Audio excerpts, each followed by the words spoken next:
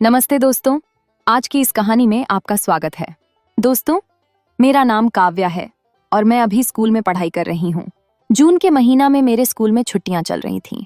इन्हीं छुट्टियों में शादियों का भी मौसम था, जो कि एक शादी मेरे रिश्तेदार में भी था, जिसमें मेरे घर के सभी लोगों को जाना जरूरी था। मेरे घर के सभी लोग जाने के लिए तैयार थे, लेकिन सबसे बड़ी समस्या यह थी कि घर में आखिर कौन रहेगा और घर की देखभाल कौन करेगा, क्योंकि घर बंद करके शादी में जाने पर घर में चोरी होने का डर बना रहता। इसलिए सभी का साथ जाना भी संभव नहीं हो पा रहा था। सबने मिलकर फैसला किया कि मैं घर पर ही रहूंगी। मैं भी शादी में जाना चाहती थी, लेकिन फिर घर पर कौन रहेगा, बस यही सोचकर मैं नहीं गई और घर पर ही रुक गई। लेकिन पापा मुझे घर पर अकेला छोड़कर कैसे जा सकते थे? अगर कोई चोर आ भी जाए तो मैं अकेली लड़की क्या कर पाऊंगी? पापा ने यह सब सोचा और फिर पा ने अपने सबसे खास और भरोसेमंद आदमी को कॉल किया और कहने लगे, श्याम, एक काम है 2-4 दिनों के लिए। हम एक शादी में जा रहे हैं और घर में मेरी बेटी अकेली है। घर में एक लड़की का अकेले रहना सही नहीं है। अगर तुम्हें कोई परेशानी ना हो तो क्या तुम कुछ दिनों के लिए मेरी बेटी के साथ रुक सकते हो?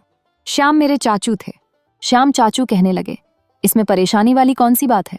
जैसे मैं यहाँ से अपनी जॉब के लिए जाता हूँ, वैसे ही वहां से चला जाया करूंगा।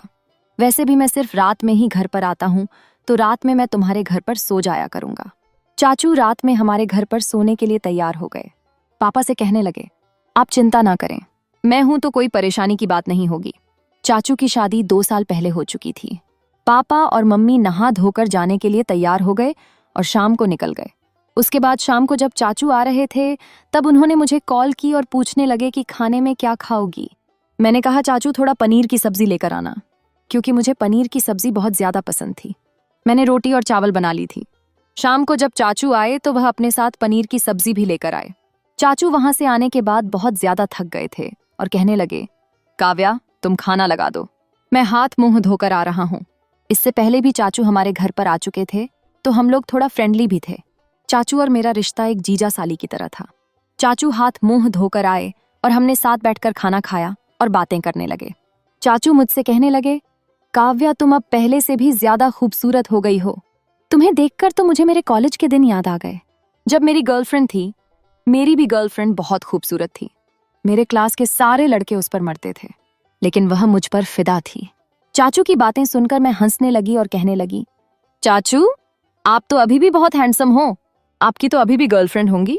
चाचू कहने लगे, नहीं यार काव्या, जब से मेरी शादी हुई है मैं तो एक को ही नहीं झेल पा रहा हूँ। इतना कहकर चाचू मुस्कुराने लगे। उनकी बातें सुनकर मैं भी हंसने लगी। मैं चाचू से कहने लगी, चाचू दूध पियोगे?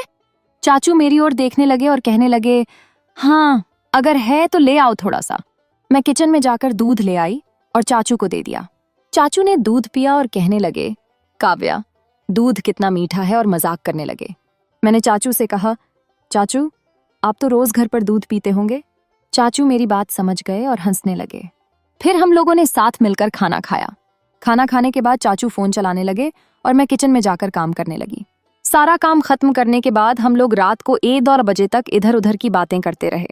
चाचू इतने अच्छे थे कि बात करते वक्त का पता ही नहीं चला। उसके बाद मैं अपने कमरे में जाकर सो गई और चाचू अपने कमरे में सो गए। सुबह मैं जल्दी उठकर चाचू के लिए नाश्ता बनाने लगी, लेकिन मैंने देखा कि चाचू अभी भी नहीं उठे थे। मैं चाचू को आवाज देने लगी और कहने लगी, चाचू, आपको देर हो रही है, उठ जाइए। लेकिन शायद आज देर रात सोने के कारण चाचू गहरी नींद में सो रहे थे और चाचू ने मेरी आवाज सुनी ही नहीं। मैं चाचू के कमरे में गई और चाचू को जगाने लगी। फिर मैंने चाचू के ऊपर से कंबल खींचा तो अचानक मेरी नजर ऐसी जगह गई जिसे देखकर मैं शर्मिंदा हो गई। मैं थोड़ी देर तक ऐसे ही चाचू को देखती रही और मेरे मन में लड्डू फूटने लगे। तभी चाचू की आंखें खुल गईं और चाचू ने कहा, अरे काव्या। मैंने चाचू की तरफ देखते हुए कहा, चाचू उठ जाइए, आपको लेट हो जाएगा। चाचू ने फोन उठाकर देखा और कहने लगे, अरे बाप रे, आज तो बहुत ज्यादा टाइम हो गया।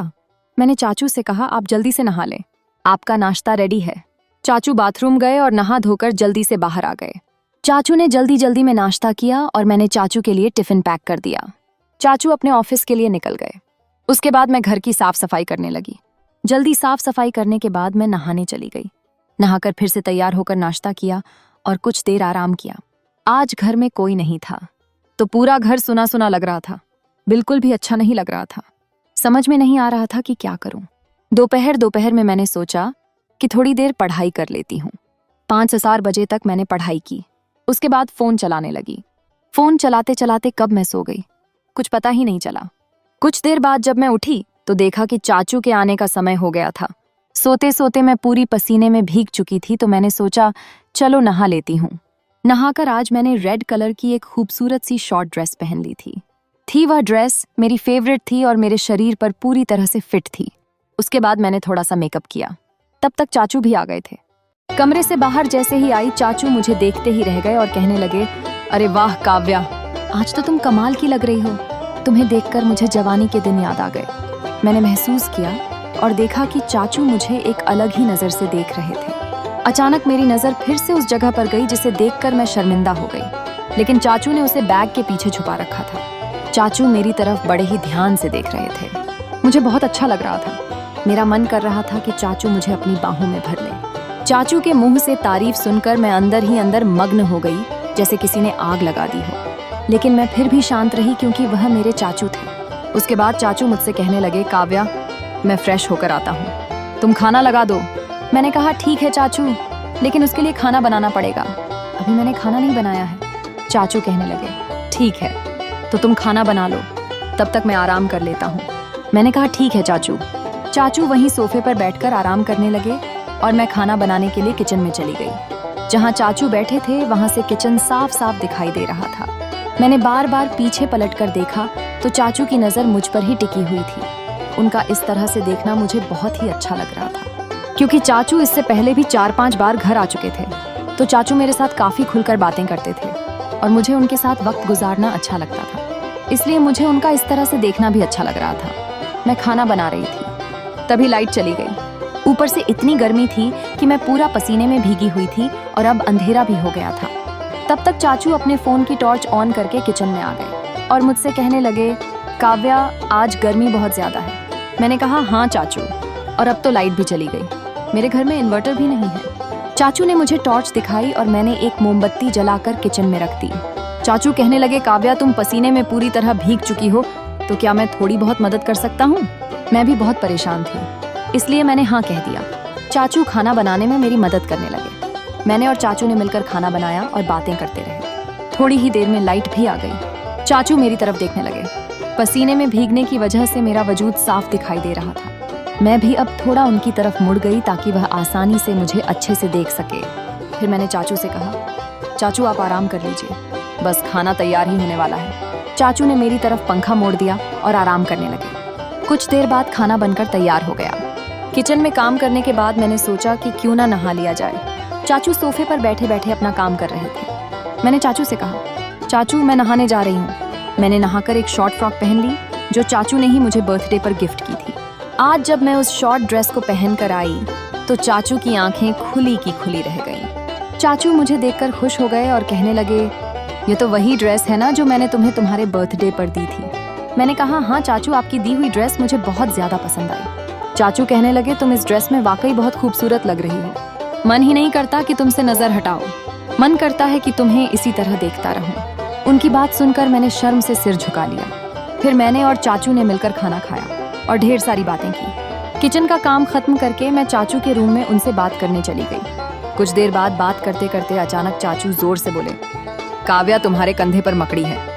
इस पर मैं बहुत ज्यादा चौंक गई और घबराते हुए दौड़कर चाचू के गले से लिपट गई। मुझे बहुत डर लग रहा था। इस पर चाचू हंसने लगे और कहने लगे, अरे पगली, मैं तो मजाक कर रहा था, तुम तो सचमुच डर गई। मैंने कहा, चाचू ऐसा मजाक फिर कभी मत करना, मुझे मकड़ी से बहुत डर लगता है। अभी भी मैं चाचू के गले लगी हुई थी। चाचू ने मुझे अपनी बाहों में समेट रखा था। मैं थोड़ी शर्माते हुए उनसे दूर हो गई। मैंने चाचू से सॉरी बोला, लेकिन चाचू ने कहा, अरे पगली, कोई बात नहीं है, हम दोनों तो दोस्त हैं ना, तो इतना तो चलता है। वैसे भी मैं तुम्हें अपनी छोटी साली मानता हूँ। इतना कहकर चाचू मुस्कुरा दिए। उसके बाद चाचू बोले, आज तुम यहीं मेरे साथ सो जाओ, क्योंकि तुम बहुत ज्यादा डरी हुई हो। इस पर कुछ देर तक मैं सोचने लगी। फिर मैं खामोशी से चाचू के पास बैठ गई। तभी फिर से एक बार बिजली चली गई। रात के करीब 12 बजे का समय हो रहा था। तब चाचू ने अपने मोबाइल की लाइट ऑन की और कहा, चलो इससे अच्छा आज छत पर सो जाते हैं। इस बात पर मैं भी मान गई। चाचू बिस्तर और मैं मच्छरदानी लेकर छत पर आ गए। छत पर भी बहुत ज्यादा गर्मी थी और बिजली अभी तक नहीं आई थी, तो हमारे पास दूसरा और कोई रास्ता नहीं था। कुछ देर लेटने के बाद मेरे शरीर से फिर से पसीना निकलने लगा। तब मैंने चाचू से कहा, यहाँ भी बहुत ज्यादा गर्मी लग रही है। चाचू कहने लगे, अगर तुम बुरा ना मानो तो एक बात कहूँ।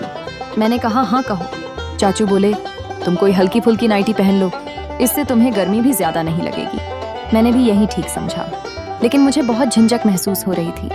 फिर मैं नीचे गई और मैंने नहाकर एक जालीदार नाइटी पहन ली। जब मैं छत पर आई तो चाचू मुझे देखते ही रह गए। चाचू मुझसे कहने लगे, आज तो तुम्हें देखकर दिल में पता नहीं कुछ हो रहा है। काव्या, क्या तुम भी यही महसूस कर रही हो? मैंने कहा, चाचू मैं समझी नहीं, आप क्या कहना चाहते हो? चाचू कहने लगे, जब भी तुम्हारी चाची इस तरह की नाइटी मेरे सामने पहनकर आती है तो मैं खुद पर काबू नहीं कर पाता, और आज जब तुम्हें इस तरह के कपड़ों में देखा है तो मेरा मन अंदर ही अंदर मचल रहा है। क्या तुम समझ सकती हो? यह बात सुनकर मैंने अपनी नजरें नीचे कर ली। फिर चाचू ने मुझे अपने पास बैठने का इशारा किया तो मैं के पास बैठ गई। चाचू मुझसे पूछने लगे, क्या स्कूल में तुम्हारा कोई बॉयफ्रेंड है? मैंने कहा, नहीं चाचू, मेरा कोई बॉयफ्रेंड नहीं है। तो फिर मोहल्ले पड़ोस में तो होगा ही। मैंने कहा, नहीं चाचू, मुझे अपनी पढ़ाई से कहाँ वक्त मिलता है। चाचू बोले, काव्य, अब तो तुम जवान हो गई हो, इस उम्र में भी तुम्हारा कोई बॉयफ्रेंड नहीं है। आखिर तुम कौन सी दुनिया में जी रही हो? इस उम्र में आकर तो लड़कियां बॉयफ्रेंड को कपड़ों की तरह बदलती हैं, और तुम की अभी भी पुराने जमाने वाली जिंदगी जी रही हो। इस पर मैं थोड़ी शर्मा और खामोश रही। फिर चाचू मेरे हाथों को अपने हाथ में लेकर बोले, क्या कभी तुम्हारा मन नहीं करता किसी मर्द के साथ वक्त गुजारने के लिए? मैंने कहा, चाचू, अभी तक कोई ऐसा नहीं मिला। मुझे चाचू कहने लगे कि अच्छा, तो ये बताओ मैं तुम्हें कैसा लगता हूँ? मैंने कहा, चाचू, आप तो बहुत ही ज्यादा हैंडसम हैं। चाचू बोले, अच्छा तो ये बताओ, मेरे साथ बात करना, तुम्हें कैसा लगता है? मैंने कहा, चाचू, बहुत अच्छा लगता है। इतना सुनकर चाचू के चेहरे पर एक शैतान मुस्कुराहट छा गई और उन्होंने मुझे अपनी आगोश में ले लिया। मेरा भी दिल अंदर से मचल रहा था। मैं भी खुद पर काबू नहीं कर पा रही थी। मैंने भी कोई विरोध नहीं किया। फिर चाचू ने कहा, काव्या, क्या मैं तुम्हारे साथ कुछ वक्त गुजार सकता हूँ? देखो, अगर तुम रजामंदी दोगी तभी सब ठीक रहेगा। अगर तुम्हारी मर्जी इसमें शामिल नहीं है तो कोई जबरदस्ती नहीं है।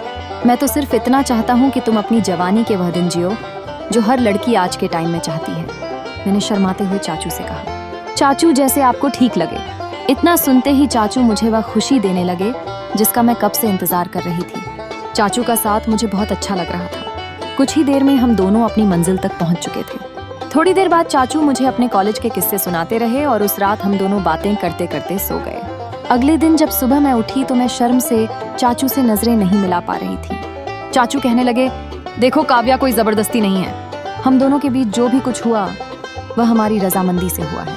अगर तुम आगे भी मेरा साथ वक्त गुजारना चाहो तो तुम मुझे बुला सकती हो या फिर मुझे बता सकती हो। उसके बाद सिलसिला शुरू हो चुका था। धीरे धीरे वक्त गुजरता चला गया और चाचू के साथ मेरा रिश्ता आगे बढ़ता रहा। इसी तरह 7-8 महीना गुजर गया। फिर एक दिन मम्मी को मुझ पर शक होने लगा। मम्मी ने मुझे अपने पास बिठाया और पूछने लगी, काव्या, ये सब क्या चल रहा है, जरा बताओ तो। मैंने अपनी माँ से कहा, मम्मी, ऐसा तो कुछ भी नहीं है, आपको गलतफहमी हो रही है। मम्मी ने कहा, ठीक है, मैं तुम्हारी बात पर यकीन कर लेती हूँ, लेकिन अगर मुझे बाद में पता चला तो फिर देख लेना। वैसे तुम अब जवान हो गई हो तो मुझे लगता है तुम्हारी शादी कर देनी चाहिए। इतना सुनकर मैं बहुत ज्यादा डर गई। शाम को अचानक चाचू की कॉल आई। मैंने चाचू को सब कुछ बता दिया। चाचू ने कहा, तुम्हें फिक्र करने की कोई जरूरत नहीं है, मैं कुछ करता हूँ। अगले दिन चाचू घर आए और मम्मी से बात करने लगे। कहने लगे, दीदी काव्या बड़ी हो गई है, मुझे लगता है अब उसकी शादी कर देनी चाहिए। मेरी नज़र में एक लड़का है, लड़का बहुत ही अच्छा है। मेरी माँ ने पूछा, लड़का कौन है? तो मेरे चाचू ने कहा, मेरे दोस्त का बेटा है। मेरा दोस्त और उसकी वाइफ तो एक हादसे में इस दुनिया को छोड़कर चले गए। वह उनका इकलौता बेटा है। उसकी जॉब बहुत अच्छी है और अकेला ही है। घर परिवार में और कोई नहीं है। इससे अच्छा रिश्ता और कहाँ मिलेगा। मेरी मम्मी को भी कोई एतराज नहीं था क्योंकि लड़के में कोई कमी नहीं थी और परिवार में भी कोई नहीं था। इस तरह के रिश्ते के लिए तो माँ बाप तरसते हैं। जब चाचू ये बात कहकर चले गए तब मैंने गुस्से में चाचू को फोन किया और कहा, ये आपने क्या किया? चाचू कहने लगे, तुम फिक्र ना करो, वह बहुत ही भोला है। शादी के बाद भी हमारे रिश्ते में कोई कमी नहीं आएगी। तुम अपने पति के साथ भी खुश रहना और अगर तुम्हें मेरी कमी महसूस हो तो मुझे भी बुला लिया करना। इतना सुनकर मैं भी खुश हो गई। कुछ दिन बाद मेरी शादी हो गई। मेरा पति बहुत ही भोला था और मेरी हर खुशी का ख्याल रखता था। मुझे उससे कोई शिकायत नहीं थी। धीरे धीरे वक्त बीतता चला गया। शादी को 2 साल गुजर गया, लेकिन चाचू का रिश्ता और मेरा अभी भी बरकरार था। कभी कभी मुझे लगता था कि शायद मैं जो कुछ कर रही हूँ वह बहुत गलत है, क्योंकि अब मेरी शादी हो चुकी है और मैं अपने पति को धोखा दे रही हूँ। लेकिन मुझे चाचू के साथ वक्त गुजारना भी अच्छा लगता था। ऐसा नहीं था कि मैं अपने पति से प्यार नहीं करती थी, मेरे पति भी मुझसे बेहद प्यार करते थे, लेकिन मुझे चाचू के साथ वक्त गुजारना भी अच्छा लगता था। धीरे धीरे वक्त बीतता चला गया और शादी को 3 साल गुजर गए। अब मेरा एक बेटा हुआ था जो कि मेरे पति से ही था। फिर मुझे ख्याल आया कि शायद अब मुझे अपने और चाचू के रिश्ते को यहीं पर खत्म कर देना चाहिए, क्योंकि कल को अगर मेरे पति को पता चला तो शायद मेरे रिश्ते पर बहुत बुरा असर पड़ेगा और मेरी जिंदगी भी तबाह हो सकती है। इस पर मैंने चाचू को बुलाकर बात करने का सोचा। फिर शाम को मैंने चाचू को घर बुलाया और उनसे आमने सामने बैठकर बात की। मैंने चाचू से कहा, चाचू, मैं अपनी जिंदगी में खुश रहना चाहती हूँ। मेरा पति बहुत भोला है और मैं उसके भोलेपन का फायदा उठा रही हूँ। मुझे अब यह सब कुछ ठीक नहीं लगता। जैसा भी है वह मेरा पति है। उसने मुझे कभी परेशान नहीं किया, ना ही मेरे साथ कोई बदतमीजी की, लेकिन मैं उसे धोखा दे रही हूँ। शादी से पहले हमारे बीच जो भी कुछ था वह एक अलग बात थी, लेकिन अब मेरी शादी हो गई है और मैं एक बच्चे की माँ भी हूँ, तो मुझे नहीं लगता कि अब हमें अपना रिश्ता बरकरार रखना चाहिए, क्योंकि अगर चाची को पता चला तो आपकी भी जिंदगी खराब हो सकती है और मेरी भी। इसलिए हमें अब इस रिश्ते को यहीं खत्म कर देना चाहिए।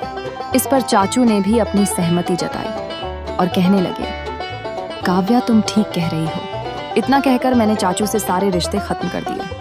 अब मैं काफी सुकून में थी कुछ समय से, जो मैं बेचैनी महसूस कर रही थी। अब मैं बहुत ज्यादा खुश थी। वह कहते हैं ना कि अगर सुबह का भूला शाम को वापस आ जाए तो उसे भूला नहीं कहते। मैं भी दोहरी जिंदगी जीते हुए तंग आ गई थी। शुरू में वह सब कुछ बहुत अच्छा लग रहा था, लेकिन अब मुझे खुद शर्मिंदगी की महसूस हो रही थी कि मैं यह गलत क्यों कर रही हूँ। इसीलिए मैंने यह फैसला किया। तो दोस्तों, आपको ये कहानी कैसी लगी? कमेंट करके ज़रूर बताएं। अगर आपको यह कहानी पसंद आई हो तो इसे लाइक करें और अपने दोस्तों के साथ शेयर करें। आगे भी ऐसी ही रोमांचक कहानियों के लिए हमारे चैनल को सब्सक्राइब करें।